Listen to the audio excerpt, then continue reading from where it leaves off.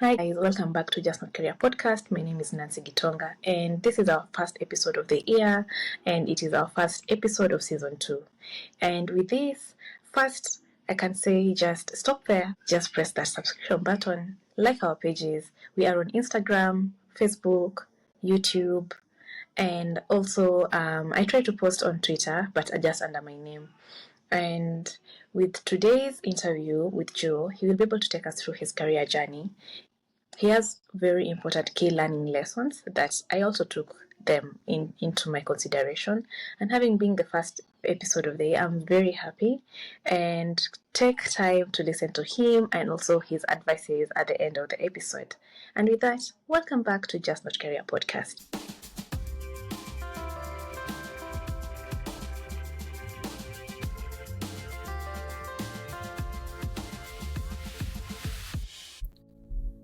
Hi guys, welcome back to Just Not Career podcast. This is Nancy Gitonga, your host, and today we have the first guest for the year. He's called Joe. He'll explain everything that he does, and I hope you'll enjoy. And welcome, Joe. Thank you. I didn't know it was the first guest of the year, but I'm honored. You're welcome. So we'll start from the beginning. You'll tell us about your journey, and you'll start from when you were young. So what was your childhood dream? So I remember in class 4, I wanted to be a CIA. So I remember telling my Sunday school teacher that, and she didn't even know what CIA is. I was like, criminal investigating agent. And then she told my mom. My mom laughed. No, I'm not CIA. Then... but something that was a trend during that time, 10 to 13 years, I used to break things a lot in the house. Why? I was always curious. Okay. So, interesting thing, to date, I always love tools. Like, in my car, in my house, I have drills, I have screwdrivers, all those things. So I was always curious. I go open the speaker, recorder, anything I could find. But the problem was, I didn't know how to fix it back. Yeah. The only thing I remember once I managed to fix was an iron box. And that's because my dad had said, fine, if you can fix it, he'll pay me. So I don't know what I did. I just opened it, made the wires be straight, closed it, and it worked. He didn't pay me, but that was like the first achievement. Yeah. So I think at that point, probably the reason I wanted to say was because of what I was watching back then. And so I was like, yeah, these guys have a cool job. But now as I started getting into, like, deeper into my classes, getting to age 13, in context, my dad is a contractor. He's been building residential homes, like, all along when I was a child. And when I was sick, I used to go with him. So, like, I remember spending a whole day with him in Ridgeways. Before Ridgeways was what it is right now, I could just go see what he's doing. And so I grew up around houses. And so in class 7, one of the times when our teacher didn't attend class, I was like, let me try design my own house. And so I did all the design. It was a ridiculous house. Every room had its own swimming pool. Okay. Okay, in the house? Yes, inside the house. And then what I thought creatively was, what walls are always like squares, straight. So let me design the house to have curved walls. So all the rooms are like 3/4 of a circle. Yeah, so I did that. I showed my classmates. They couldn't understand what I've designed because it was what do you call it? Like the view from the top. So it was not like our house would look. I took it home. My dad looked happy with it. Yeah, but as I got on to learn, being an architect, probably I need to draw better. Drawing was not one of my key skills, at least then. So I kind of threw it away. Yeah, from there I wanted to become a doctor because one of my cousins really encouraged me to be a doctor. Then he was studying medicine, and so I was like, yeah, I want to be a doctor. But then I was in high school. But biology, because back then I feel like how education is designed, at least the 844 how it's been, you seem to associate your career based on which subjects you're good at, but I think that's wrong, because you'd realize for most careers, if you ask them how much they apply based on what they did earlier, they tell you it's actually not the same. And then passion versus at times subjects that you're good at can be very different. And so at that point, I was in a discovery stage. But one thing I think by the time I was finishing high school, I knew I'm interested in how electronics work, how to fix things. And so my default was to do something to do with that. But my brother done computer science. I was like, I need something more difficult than that. So it was more like a challenge. So I started to do electrical and electronics engineering. Yeah, that was an interesting path. Partly, I feel like the university I went to, we were like the test subjects.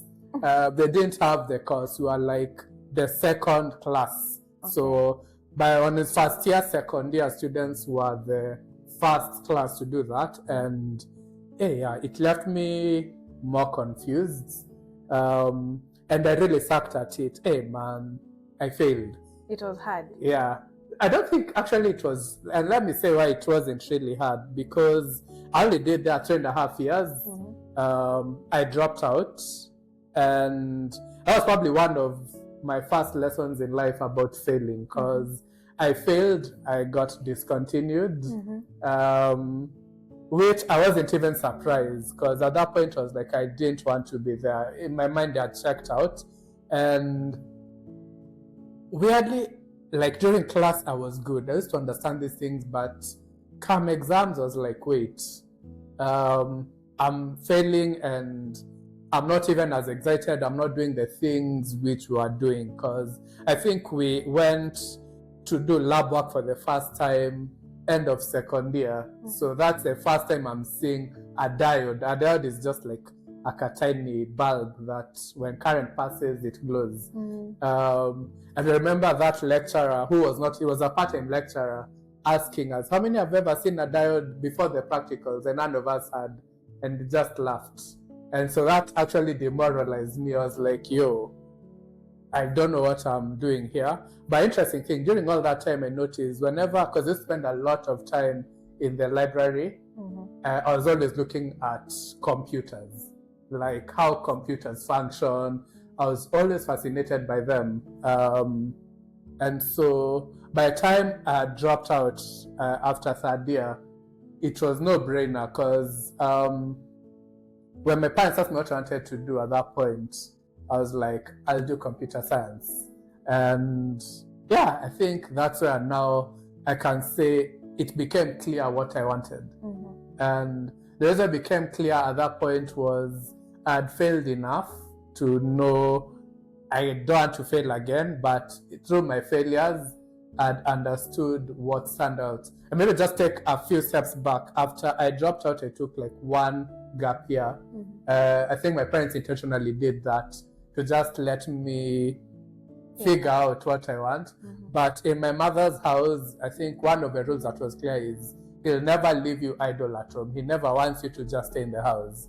And so what he did, he talked to my uncle, who by then, he does biasharas everywhere. And so one of the businesses he was doing then was installing satellite TV. So Zuko had just come in, and normally they subcontract these jobs to other companies to do it. And so, so that was actually my first job. It was to install satellite TVs. And so I used to spend a lot of time on people's roofs with a hammer, just hitting. That was a hard job, because I remember walking around at the river Kitengela, just carrying mabati, those satellite dishes, and having hammers, cables in my bag, going to people's houses and doing this. And it taught me the value of work. So I feel like that stage taught me what work really is. Because I think the mindset, especially many people have in campus universities, is based on a bubble of you have this routine work, and then because you scored well, it means life will go well for you. But when you finish campus, you get a big shock. The person who's not doing well, all of a sudden, maybe they were connected, they fly out, get some good job. The one who was probably doing well don't. And so for me, I had to learn from the ground, being the person who has to be entering the gate, meet the rude guard. When I enter someone's house smelling of sweat, you notice them opening the windows, such things. But it taught me really well, like, to value the gift of work. And one of the contracts my uncle got was to install the satellite TVs in a quarry site somewhere in Ukambani, somewhere deep. And it's actually borders Ukambani and Kajiado, so we dealt more with Maasais. And I found myself installing satellite TV on Manyatas. And that was like, wow. So this person, that area, there's no electricity, they have solar. So I'm installing this, and they can see the excitement. And it made me realize, wait, I think my satisfaction has to do with building stuff, but not just for the sake of building. I want to do something that actually brings joy to people, that makes their life easier. And from there, I had an idea for maybe we can have better or more efficient solar systems for such people. And I designed just a basic powered solar system, which is well sealed. Because when I entered one of those, I noticed they had kids and the batteries were just exposed. And so I just created it, looked nice. But actually, after we did it, because another of my uncle was like, yeah, I think I can try this. We got taken in by a hub, a climate innovation center hub. And that exposed us more to entrepreneurship and the solar business, how it looks like. But that actually at that point is when I made up my mind, I'll do computer science. Because I was like, the one skill that I don't have here is how to make whatever I'm building to be smart. And so, yeah. So how long did you do that installation of? So for like 7 months. Okay. Actually 1 year I was installing satellite TV. By the next year, we started the solar, but by then that's when I was like already joining campus. Okay. So while I joined campus, I was in university, so part-time I'm in class, the other time it's solar.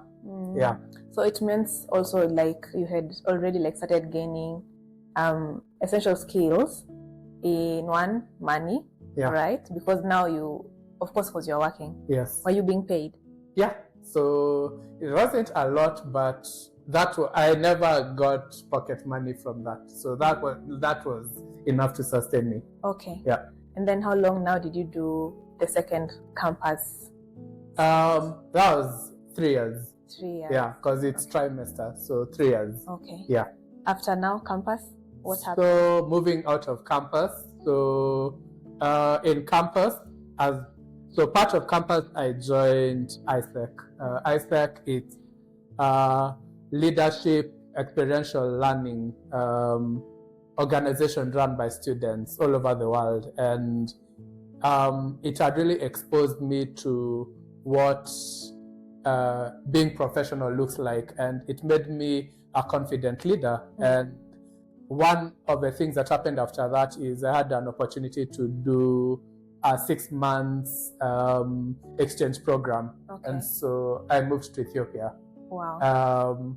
Yeah, that was now a different life, because remember, from doing these entrepreneurial things, learning business, and then I've done computer science, and now I'm supposed to start training a whole different group of people on entrepreneurship. Because the exchange program, how it worked is we had students from Kenya, Ethiopia, and Uganda. So some Kenyans go to Uganda, others go to Ethiopia, and they also come to Kenya, and they're supposed to work with communities there. And so I worked with students. I think one of the interesting one we did was training commercial sex workers who are being rehabilitated. So Ethiopia has a lot of that, especially I think because of the kind of government bodies who are there. So a lot of people end up in that business, sadly. And so there are organizations who are rehabbing them, and part of the rehab is how can we give you an alternative way of finding business. And so that's how we came in, like training them, what does business look like.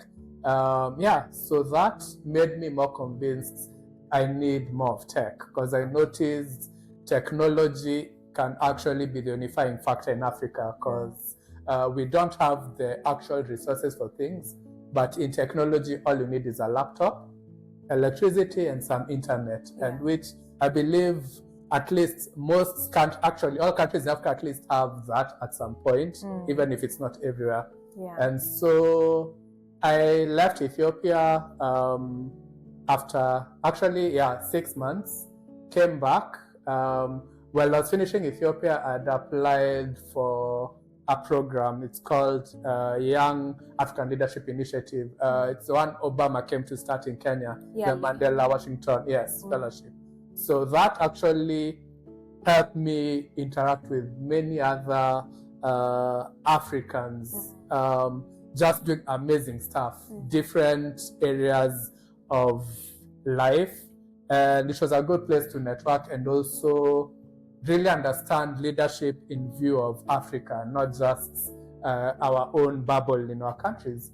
And as I was finishing that, I remember my sister having a conversation with me, is like, I keep doing leadership things. It's about time I considered how to apply all the things I've learned to actually make an impact. And so during that time, as I'd finished, I'm in Kenya, I finished the 3 months yearly program or yearly fellowship. I applied to join Andela. And by then, Andela, I think, was just 1 year old.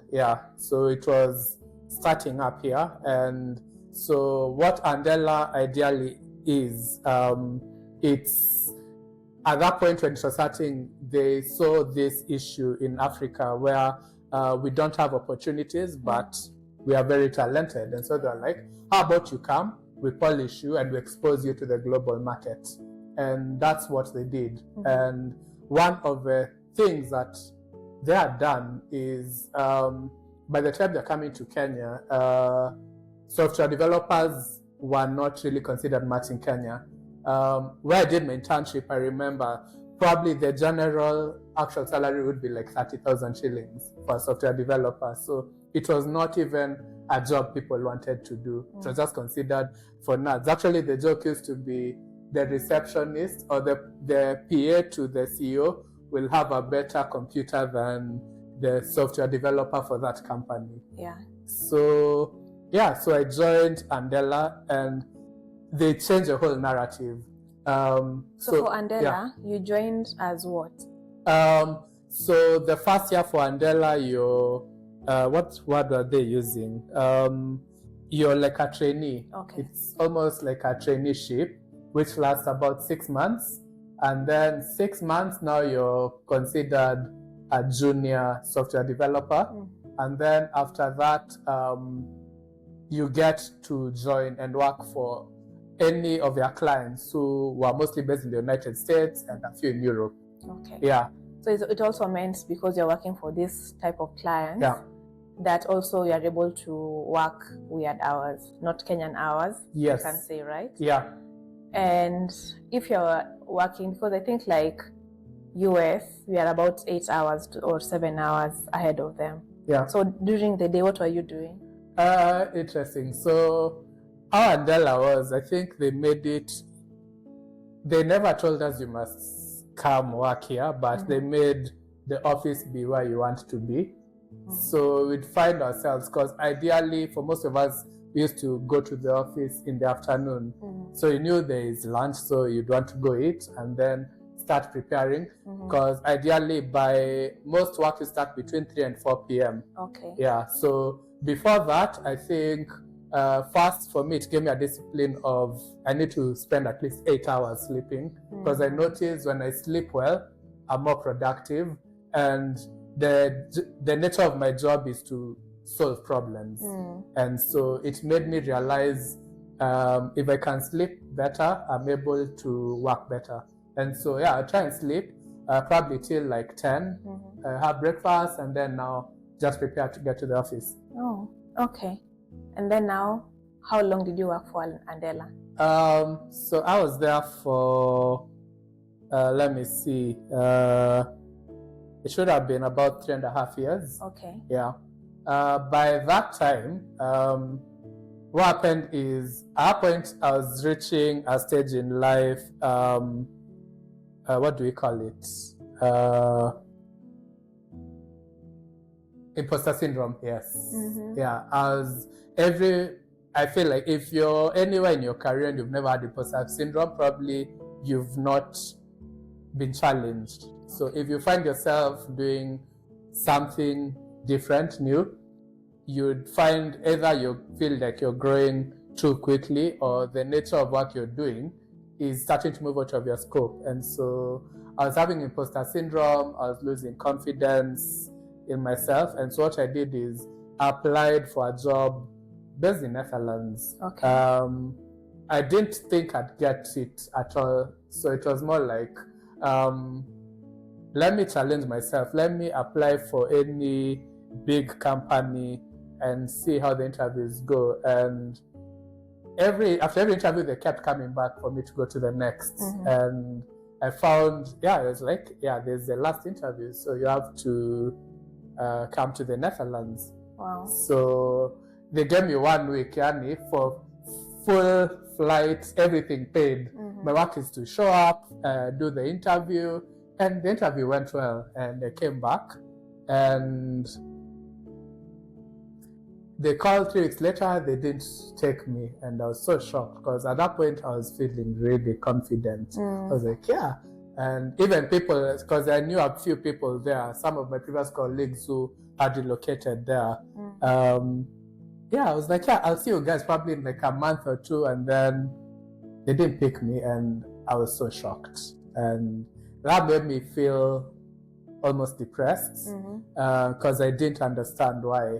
And so I was like, fine. So I stayed in that state I was in. I prayed. I was like, fine. God, whatever you decide, it's your will. And a week later, I got a phone call from a Nairobi company. It's called Lori Systems. I surprisingly, like a few days before, I'd met one of my colleagues who had just joined it, and that's when I just learned what they do. They called me for an interview, and I not even applied. And so I went, did the interviews, and they seemed, I think after coming from the kind of interviews I'd done, they didn't feel complicated. It felt easy, and I already had the confidence, but I didn't have the motivation because I felt I just missed to relocate to the Netherlands, and now I'm here. And so they went well. They gave me an offer, and I was like, fine, I'll move to this company. And the thing, it was, by the time I was joining, it was only 2 years old. But one of the reasons, actually, I remember going to the first interview, because again, I told you I was not motivated. I didn't even prepare much for it. I dressed how I normally dress as a techie. So like this? No, this is formal. Oh. Yeah, I remember I had sweatpants, a t-shirt, yes, bomber jacket, snapback, wearing it backwards. And I entered like, fine, if you judge me by this, because I was like, if I'm going to work in a company, I don't want to have to wear suits. Yeah, that's the pattern. So for me, I was like, suits, I'm just not cut to wear suits. So the person interviewing me, as I sat down, so they took me somewhere outside to they had this big balcony. I found a guy sitting there. I wasn't sure if he's one interviewing me, but he also had sweatpants. He didn't even have shoes on. He was just seated there, and he had a Star Wars t-shirt. At that point, I knew, this is the place I want to be at. And probably that was the smartest guy I've ever seen. And turns out, yes, it's true. He's actually one of the smartest Kenyans who have been here. Many people don't know about him because I know he's not even based in Kenya, but just because of how smart he was, I was like, yeah, I'd want to work for such a guy. And I joined the company. And yeah, it's been 5 years. That journey has been like I said, first imposter syndrome. You join a new place. I love it. I can see my productivity. You feel like you're plateauing. Start thinking, what more can I do? And so I'll summarize. My journey has been one on you fail, you learn, you grow, you get some form of imposter syndrome, you get past it, things start becoming easy. At some point, I remember realizing, wait, I don't remember the last time even I found my work difficult. And at that point, I realized I was plateauing. And so where now it got me to is to start asking myself the kind of questions like, what do I want to do? Do I want to write code? Do I want to deal with people? And I've had one of the best managers. So what inspired me about him is the guy has been a developer for I think 46 years. Wow. Software engineer for 46 years. And he still writes code. And I think for me, it's been more like a mentorship I've had with him. Understanding, I remember one of the things he's told me a lot is, Joe, it's one thing to build a business, it's another thing to build software, it's another thing to write code. Because many times software developers assume writing code is building the software, and if you're building the software, it doesn't matter about the business. But so being in this, because it's not a big company, it's made me feel like an owner of a business. And so to be more interested in the issues in the business and start from there, and how can we solve this? What's a place of softwares to solve these problems? And earlier at Andela, probably my summary, one of the things that was said a lot is not every problem requires a technical solution. Because during that season, there was the tech boom or the tech bubble. And any idea meant do it with a software. But we came to learn perhaps not all problems need a software to be done. And when you need a software, it's not just writing code. You need to understand humans and you need to understand the business. And if I go back at Yali, the main lesson I learned there was how to design things with the perception of the user. It's called human-centric design, like human-centered design. How do you build things based on the user? And I think the key highlight was understanding no idea ever survives the first interaction with its user. The users will look at it and give you a whole different path that you are not thought of. And the best engineers are the ones who continuously renovate by continuously understanding their users. And I think one of the key highlights even for me is right now being able to build a broad spec of platforms, some which even people who are not educated, who cannot read, will have to use our platforms. People who, like in West Africa, who probably the drivers in trucks and people who at times do the handwork at the ports, many of them are not educated. And so that means whatever you build, it needs to be something which they can understand. But then there's someone at the office, the degree or masters, they also need something that works for them. And so understanding a wide scope of different people. But I think the biggest one, like I said, is being able to build things which have an impact to people. Yeah. Okay. So now, what is your title? Interesting. So I've been a senior front-end engineer, but partly a tech lead. But right now we are really small, so I'd say it's a combination of both tech lead and senior front-end engineer. But I'm also in a place of transitioning, so I'm still trying to understand, because on one side, seeing myself moving more into products, but I'm still enjoying the code. And especially after working with my managers being writing code for so long, and the guy feels like an engineering department on his own. And so that kind of inspires me to see how I can balance both. Because one of the struggles many tech companies have is when they look at a career growth, it moves you away from doing the actual software development and more of the business. And so the question is, how can you grow? And for me, I'm still in the place of wanting to balance both. And there is actually, again, I ended up being a senior front end was because I realized that's where I'll interact the most with users. Most of the time when people talk about backend, it's mostly building a form of data pipelines from how to get data and how to just take it somewhere. But now this front-end person is one who needs to know how to take whichever data is needed and how to display it on different devices, but also factor in you're dealing with different kinds of people.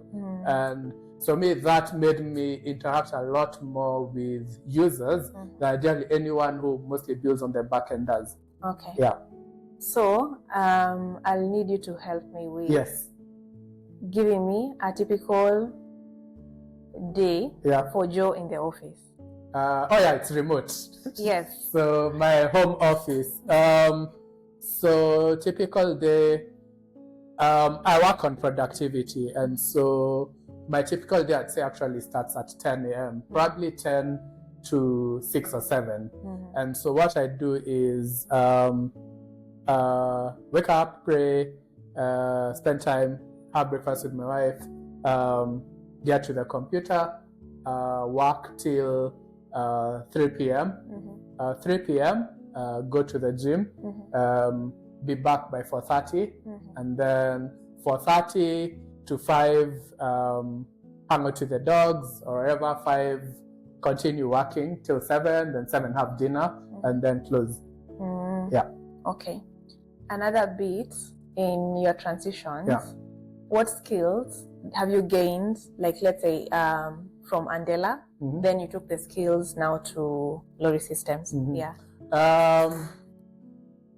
So let me see. At Andela, I think one of the main skills I got is probably multicultural communications. That's not even tech, but we are in a global village. You need to know how, if you're working with an American and they tell you something, you need to know if that's positive feedback or they're not happy with you, because they don't tell you straight on they don't like your work.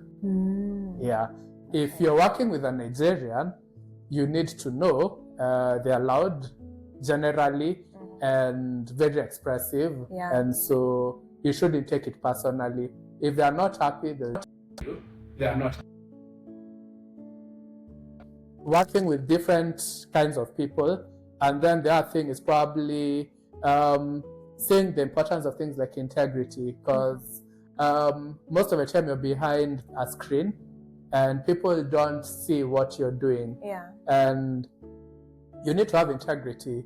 If you know you're stuck, be able to be like, oh, I need help here. If you know you're going to extend, something is not working out, don't say you finished it. Don't do it badly and then be surprised as a bug later. So be able to communicate, have integrity. I think those are some of the things Andela really put on us and showed us is important. And most of all, excellence. Andela was all about its excellence. And they made it, maybe what I didn't say is joining Andela was not easy. I think by the time I was joining, I learned there had been already like 1,000 applicants. Only 70 made it for the bootcamp, which was like a 2 weeks coding process. But by the second week, we were 35. And from the 35, only 13 or 14 of us in that group were hired. And they used to do that in every cycle of hiring. So you realize getting there, you don't take it for granted. Yeah. But for them, the bar was always having excellence, passion. And passion looks differently, because I think most people, and whenever especially I've interviewed developers and we ask them about passion, when you're looking for passion, people seem to show passion to write code. But I feel passion should be bigger than writing code. It should be to solve problems. And the question that comes in is, what kind of problems would you want to solve? And integrity, I've said it, how to work with people, because I've seen very skilled developers, but they can't work with people. And the reality is, you don't build software alone. You can write code alone, but you build software with a team. So that was Andela. Coming to Lori, I think one of the things that I learned is loving Africa, because Lori is all centered around solving problems in Africa in logistics. And the reality is, in Africa, we've had companies, big tech companies, try to bring logistic solutions and they failed. Like, they're like, how things work here, it's not the same as here. So having to learn, we are dealing with human problem. Like, our biggest issues with logistics is less about infrastructure, but more of a people issue. So having to go past that, and then how to be efficient, because remember, it's not a very big company. So one of the things that I really loved and what has made me stick here is we've had a pattern in tech companies, especially startups. They get funding, it becomes like the co-founders new house, new car. But Lori, they've been very intentional on how they spend. And the reason why it stayed this long, especially after the tech bubble ended and so many companies closed, is because we already had a culture of, we only go this far in terms of expenses. And for a long time, our CEO used to tell us, we know we are not paying you based on the market standards. But for me, I also had seen the vision, and that made me stick there. And I saw the potential of what this can be. And so, so that has been what I've been learning on every other, and seeing that impact, building things and seeing companies in South Africa wanting to use what we have. West Africa, the same thing. And realizing Africa is, that's like logistics is broken. And so we are still trying to fix it. Okay. Yeah. Now we're moving to the fun part. Yeah. Your hobbies. What do I do? What do you like doing? Apart from working, I know you've said about playing with dogs. Yeah, so I have my 2 dogs, Bilbo and Baggins. So I take them for walks. They are well trained, well disciplined dogs. I spend some time at the gym. I love driving, so I do take long car drives. That's actually, I think, how I rest my mind. Okay. Yeah. So, how do you manage your social life with work? Yeah. Interesting. Some I remember when I was in campus, this fellow, we call ourselves ISECers. In ISEC, I remember us to say, it's not work-life balance, it's life-work balance. So never make work your life. Make work a part of life, not life comes and goes. And so if you make life to be your work, that's how people get into depression. I've been very intentional. Okay. And so one of the things I know is, once I'm done with work, I close. But the reality is, we've had different seasons. There are seasons when I find myself at 3 a.m. because something is needed.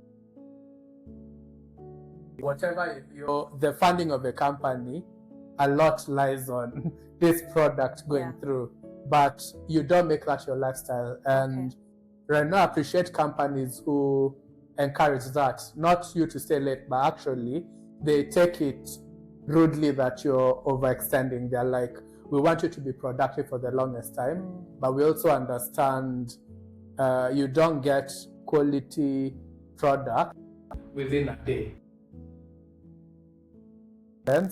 Over time, rather than rush everything and just have mediocre.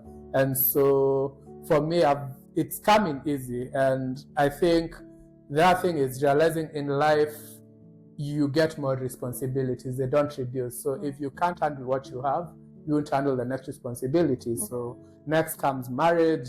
So then you have kids, and then, but work is still the same. And even as you're being promoted, remember, you're getting more responsibilities. They are not reducing.